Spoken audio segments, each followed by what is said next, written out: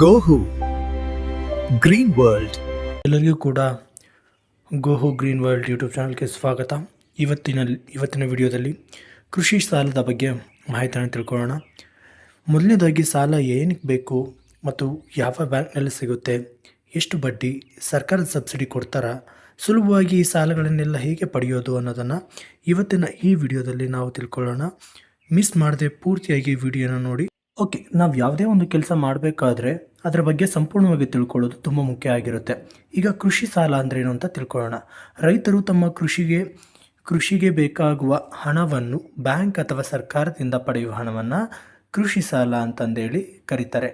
ಇದನ್ನು ಮುಖ್ಯವಾಗಿ ಬಳಸೋದು ಏನಕ್ಕೆ ಅಂದರೆ ಬೀಜ ಖರೀದಿ ಮಾಡೋಕ್ಕೆ, ರಸಗೊಬ್ಬರ ಖರೀದಿ ಮಾಡೋಕ್ಕೆ, ಟ್ರ್ಯಾಕ್ಟರ್ ಅಥವಾ ಯಂತ್ರೋಪಕರಣಗಳನ್ನು ಖರೀದಿ ಮಾಡೋಕ್ಕೆ, ಅಥವಾ ನೀರಾವರಿ ಮಾಡಬೇಕು ಅಂತ ಏನಾದರೂ ಇದ್ದರೆ ಬೋರ್ವೆಲ್ ಹಾಕ್ಸೋಕ್ಕೆ ಅಥವಾ ಬಾವಿ ತೆಗೆಸೋಕ್ಕೆ, ಇನ್ನು ಬೆಳೆನ ಬೆಳೆಸೋಕ್ಕೆ ಅದಕ್ಕಾಗುವಂಥ ಖರ್ಚುಗಳನ್ನು ನಿಭಾಯಿಸೋದಕ್ಕೆ ಈ ಕೃಷಿ ಸಾಲವನ್ನು ಮಾಡಲಾಗುತ್ತದೆ. ಇದು ರೈತರಿಗೆ ಒಂದು ವರದಾನವಾಗಿದೆ. ಇನ್ನು ಕೃಷಿ ಸಾಲದಲ್ಲಿ 2 ವಿಧವಾದ ಪ್ರಕಾರಗಳನ್ನು ನಾವು ನೋಡ್ತೀವಿ. ಅದರಲ್ಲಿ ಮುಖ್ಯವಾಗಿ ಶಾರ್ಟ್ ಟರ್ಮ್ ಲೋನ್. ಇದರ ಅವಧಿ 6 ತಿಂಗಳು ಮತ್ತು 1 ವರ್ಷದವರೆಗೂ ಕೂಡ ಎಕ್ಸ್ಟೆಂಡ್ ಆಗುತ್ತೆ.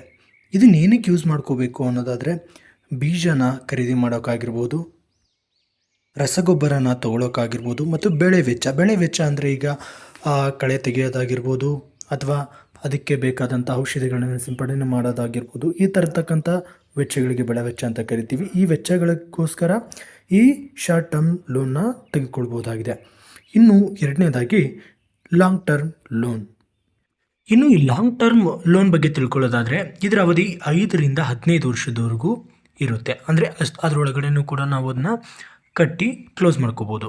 ಇದನ್ನು ಏನಕ್ಕೆ ಯೂಸ್ ಮಾಡ್ಕೋಬೋದು ಅಂದರೆ ಟ್ರ್ಯಾಕ್ಟ್ರ್ ತೊಗೊಳೋಕ್ಕೆ ನಾವು ಈ ಲಾಂಗ್ ಟರ್ಮ್ ಲೋನ್ನ ಯೂಸ್ ಮಾಡ್ಕೋಬೋದು. ಪಂಪ್ ಸೆಟ್ ಅಥವಾ ಬೋರ್ವೆಲ್ ಹಾಕ್ಸೋಕ್ಕೆ ಅಥವಾ ಅದಕ್ಕೆ ಬೇಕಾದಂಥ ಎಕ್ವಿಪ್ಮೆಂಟ್ಸ್ನ ತೊಗೊಳೋಕ್ಕೆ ನಾವು ಈ ಲಾಂಗ್ ಟರ್ಮ್ ಲೋನ್ನ ಬಳಸ್ಕೋಬೋದು.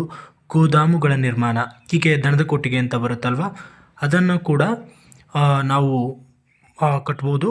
ಹಾಗೆ ಗೋದಾಮುಗಳು ಅಂದರೆ ಶೇಖರಣಾ ಕೇಂದ್ರಗಳು ಅಂತ ಬರ್ತವೆ. ರೈತರು ತಮ್ಮ ಶೇಖರಣಾ ಕೇಂದ್ರಗಳನ್ನು ತಾವೇ ಕಟ್ಕೊಳ್ಳೋದಕ್ಕೆ ಈ ಸಾಲ ಹೆಲ್ಪ್ ಮಾಡುತ್ತೆ. ಇನ್ನು ಈ ಸಾಲವನ್ನು ಯಾವ ರೈತರು ಪಡ್ಕೋಬಹುದು ಅನ್ನೋದಾದರೆ ರೈತರು ಪಹಣಿಯಲ್ಲಿ ಅವ್ರ ಹೆಸರಿರ್ತಕ್ಕಂಥ ಅಥವಾ ಜಮೀನಿನ ಮಾಲೀಕರಾಗಿರಬೇಕು, ಅವರು ಇದನ್ನ ಸಾಲವನ್ನು ಪಡೆದುಕೊಳ್ಬಹುದು.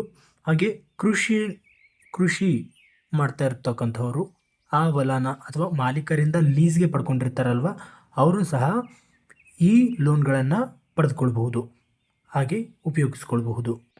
ಇನ್ನು ಯಾವ ಜಾಗದಲ್ಲಿ ನಾವು ಈ ಸಾಲನ ಪಡೆದುಕೊಳ್ಬಹುದು ಅನ್ನೋದಾದರೆ ಇತ್ತೀಚೆಗೆ ಮೈಕ್ರೋ ಫೈನಾನ್ಸ್ ಕೂಡ ಉದಾಹರಣೆಗೆ LNT ಆಗಿರ್ಬೋದು, ಯಾವುದೇ ಒಂದು ಫೈನಾನ್ಸ್ ಕೂಡ ಅಗ್ರಿಕಲ್ಚರ್ ಲೋನ್ನ ಪ್ರೊವೈಡ್ ಮಾಡ್ತಾ ಇದ್ದಾವೆ. ಅದನ್ನು ಹೊರತುಪಡಿಸಿ ಯಾವ್ಯಾವ ಪ್ರಮುಖ ಬ್ಯಾಂಕ್ನಲ್ಲಿ ನಾವು ಕೃಷಿ ಸಾಲನ ಮಾಡಬಹುದು ಅನ್ನೋದಾದರೆ ಸ್ಟೇಟ್ ಬ್ಯಾಂಕ್, ಕೆನರಾ ಬ್ಯಾಂಕ್, ಗ್ರಾಮೀಣ ಬ್ಯಾಂಕ್ಗಳು ಯಾವುದೇ ಆಗಿರ್ಬೋದು, ಅಥವಾ ಕರ್ನಾಟಕ ಬ್ಯಾಂಕ್, ಕೋಆಪರೇಟಿವ್ ಬ್ಯಾಂಕ್, ಸರ್ಕಾರದ ಮೂಲಕವೂ ಕೆಲವೊಮ್ಮೆ ನಮಗೆ ಈ ಕೃಷಿ ಸಾಲ ಅನ್ನೋದು ಸಿಗುತ್ತೆ. ಇನ್ನು ಕಿಸಾನ್ ಕ್ರೆಡಿಟ್ ಕಾರ್ಡ್, ಇದ್ರ ಬಗ್ಗೆ ಎಲ್ಲ ರೈತರಿಗೂ ಗೊತ್ತಾಗಿರುತ್ತೆ. ಇದಕ್ಕೂ ಮುಂಚೆ ಸಾಲ ತಗೊಳ್ಳುವಾಗ ಈ KCC ಅನ್ನೋದನ್ನು ಕೇಳಿರ್ತೀರ. ಈ KCC ಕಾರ್ಡ್ ಮಾಡಿಸೋದ್ರಿಂದ ಏನು ಉಪಯೋಗ? ರೈತರಿಗೆ ಸುಲಭವಾಗಿ ಸಾಲ ಸಿಕ್ಬಿಡುತ್ತೆ. ಕಡಿಮೆ ಬಡ್ಡಿದರ, ಎಷ್ಟು ಅಂದರೆ 4%ಇಂದ 7%ವರೆಗೂ ಮಾತ್ರ ಬಡ್ಡಿದರ ಇರುತ್ತೆ. ಮತ್ತೆ ಬಳಸ್ಬೋದು. ಅಂದರೆ ಒಂದು ಸತಿ ಒಂದು ಅಮೌಂಟ್, ಈ ಕ್ರೆಡಿಟ್ ಕಾರ್ಡಲ್ಲಿ ಯಾವ ರೀತಿ ಒಂದು ಲಿಮಿಟ್ ಅನ್ನೋದು ಇರುತ್ತಲ್ವ, ಅದೇ ರೀತಿ ಒಂದು ಲಿಮಿಟ್ ಅನ್ನೋದು ಈ ಕಿಸಾನ್ ಕ್ರೆಡಿಟ್ ಕಾರ್ಡಲ್ಲಿ ಸ್ಯಾಂಕ್ಷನ್ ಆದರೆ ಅದನ್ನು ನೀವು ಯಾವಾಗ ಬೇಕಾದರೂ ಯೂಸ್ ಮಾಡ್ಕೋಬೋದು. ಉದಾಹರಣೆಗೆ ನೀವು ಯಾವುದಾದ್ರೂ ಗೊಬ್ಬರ ತೊಗೋಬೇಕು ಅಂತ ಅಂಗಡಿಗೆ ಹೋಗಿದ್ರೆ ಆ ಕಿಸಾನ್ ಕ್ರೆಡಿಟ್ ಕಾರ್ಡನ್ನ ಯೂಸ್ ಮಾಡ್ಕೋಬೋದು. ಇದು ಒಂಥರ ATM ಥರ ಇರುತ್ತೆ. ATM ಕಾರ್ಡ್ ನೋಡಿದ್ರಲ್ವ ನೀವು, ಡೆಬಿಟ್ ಕಾರ್ಡ್. ಓಕೆ, ಅದೇ ಥರ ಈ ಕಿಸಾನ್ ಕ್ರೆಡಿಟ್ ಕಾರ್ಡ್ ಇರುತ್ತೆ. ಈ ಮುಖ್ಯವಾಗಿ ಸಾಲ ತಗೊಳ್ಳೋ ಪ್ರತಿಯೊಬ್ಬ ರೈತರಿಗೂ ಕೂಡ ಈ KCC ಕಾರ್ಡ್ ಬಗ್ಗೆ ತಿಳ್ಕೊಂಡಿರ್ಬೇಕಾಗುತ್ತೆ.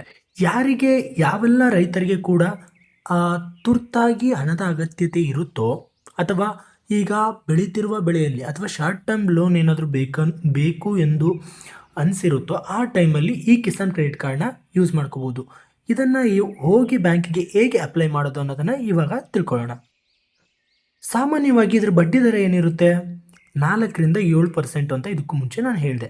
ಸಮಯಕ್ಕೆ ಸರಿಯಾಗಿ ಅಥವಾ ನೀವು ತಗೊಂಡು ಅದೇ ವರ್ಷದಲ್ಲಿ ಯಾವುದೇ ಡಿಲೇ ಮಾಡದೇ ಇರೋ ಥರ ನೀವು ಮರುಪಾವತಿ ಅಥವಾ ರಿಟರ್ನ್ ಕಟ್ಟಿದರೆ ಬಡ್ಡಿ ಕೂಡ ಕಡಿಮೆ ಆಗುತ್ತೆ. ರೈತರಿಗೆ ಅಂತ ಕೆಲವೊಂದು ಸರಿ ಸ್ಕೀಮ್ಸ್ ಇರ್ತವೆ, ಹಾಗೂ ಯಾವುದೇ ಒಂದು ರಾಜಕೀಯ ಪಕ್ಷಗಳು ಚುನಾವಣೆಯ ಸಂದರ್ಭದಲ್ಲಿ ಆಶ್ವಾಸನೆ ಕೊಟ್ಟ ಹಾಗೆ ಕೆಲವೊಂದು ಸರಿ ಝೀರೋ ಬಡ್ಡಿನೂ ಮಾಡ್ಬೋದು ಅಥವಾ ಸಾಲ ಮನ್ನಾ ಕೂಡ ಮಾಡಬಹುದು. ಅದು ಕೂಡ ಈ ಕೃಷಿ ಸಾಲದಲ್ಲಿ ಸೇರುತ್ತೆ. ಇದು ಎಲ್ಲ ರೈತರು ಗಮನಿಸಬೇಕಾದಂಥ ವಿಷಯ ಆಗಿರುತ್ತೆ. ಇನ್ನು ಮುಖ್ಯವಾಗಿ ಕೃಷಿ ಸಾಲವನ್ನು ಪಡ್ಕೋಬೇಕಾದ್ರೆ ನಮ್ಮ ಹತ್ರ ಯಾವೆಲ್ಲ ದಾಖಲೆತಗಳು ಅಥವಾ ಡಾಕ್ಯುಮೆಂಟ್ಸ್ ಇರಬೇಕು ಅನ್ನೋದಾದರೆ, ಮೊದಲನೇದಾಗಿ ಭಾರತೀಯ ನಾಗರಿಕನಾಗಿರ್ತಕ್ಕಂಥವನು ಆಧಾರ್ ಕಾರ್ಡ್ ಹೊಂದಿರಬೇಕು. ಆ ಆಧಾರ್ ಕಾರ್ಡ್ ಇಲ್ಲಿ ತುಂಬ ಮುಖ್ಯ ಆಗುತ್ತೆ. ಇನ್ನು RTC ಪಾನಿಲಿ ಅವ್ರ ಹೆಸರು ಇರಬೇಕು, ಮಾಲೀಕನಾಗಿರಬೇಕು, ಪಾನಿ ಇರಬೇಕು, ಬ್ಯಾಂಕ್ ಪಾಸ್ಬುಕ್ ಇರಬೇಕು, ಒಂದು ಫೋಟೋ, ಮೊಬೈಲ್ ನಂಬರ್, ಕೆಲವೊಮ್ಮೆ ಇನ್ಕಮ್ ಪ್ರೂಫ್ ಕೂಡ ಕೇಳಬಹುದು. ಹಾಗೆ ಇತ್ತೀಚಿನ ದಿನಮಾನಗಳಲ್ಲಿ ವಂಶವೃಕ್ಷ ಕೂಡ ಕೇಳ್ತಾ ಇದ್ದಾರೆ. ಅಥವಾ ಯಾವುದಾದ್ರೂ ಬ್ಯಾಂಕ್ನಲ್ಲಿ ಸಾಲ ಇದೆಯಾ ಅಂತ ಹೇಳಿ ಅದನ್ನು ಕೂಡ ವೆರಿಫೈ ಮಾಡಿ ಒಂದು ದೃಢೀಕರಣನ ತಗೊಳ್ತಾರೆ. ತಗೊಳ್ಳೋಕ್ಕೂ ಮುಂಚೆ ಇಷ್ಟೇ ದಾಖಲಾತಿಗಳು ಸಾಕಾ? ಸಾಮಾನ್ಯವಾಗಿ ಇಷ್ಟು ಸಾಕಾಗೋದಿಲ್ಲ. ಇತ್ತೀಚಿನ ದಿನಗಳಲ್ಲಿ ಒಂದು ಚೆಕ್ ಮಂದಿ ಬೇಕಾಗುತ್ತೆ. ಆಮೇಲೆ ಯಾವುದಾದ್ರೂ ಬ್ಯಾಂಕ್ನಲ್ಲಿ ಸಾಲ ಇದೆಯಾ ಅಂತಂದೇಳಿ ಒಂದು ವೆರಿಫಿಕೇಷನ್ ದೃಢೀಕರಣ ಬೇಕಾಗುತ್ತೆ. ಹಾಗೆ ಇತ್ತೀಚೆಗೆ ಕೂಡ ಶ್ಯೂರಿಟಿ ಕೂಡ ಕೇಳ್ತಾ ಇದ್ದಾರೆ. ಅದು ಎಲ್ಲ ರೈತರು ಗಮನದಲ್ಲಿ ಇಟ್ಕೋಬೇಕು.